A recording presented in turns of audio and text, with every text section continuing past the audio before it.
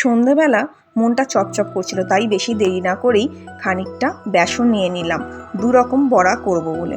খানিকটা নিয়েছিলাম গাঁদাল পাতার বড়া করব বলে, আর খানিকটা বেসন পেঁয়াজি করব বলে।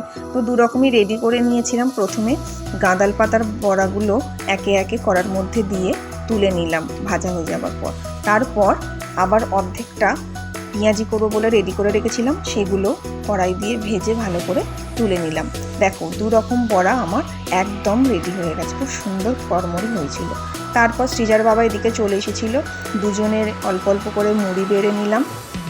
শুধু মুড়িতে চপ দিয়ে খেলে তো হবে না, তার সাথে একটুখানি চানাচুর নিয়েছিলাম, তারপর আরও অনেক কিছুই ছিল, পেঁয়াজ লঙ্কা সব কিছু নিয়ে দুজনের মুড়ি নিয়ে চলে গেলাম। তারপর আর কি কর্তাগিনী দুজনেই বসে পড়লাম 2 রকম চপ দিয়ে মুড়ি খেতে। বাড়িতে বানানো চপ কারি না ভালো লাগে তোমরাই বলো।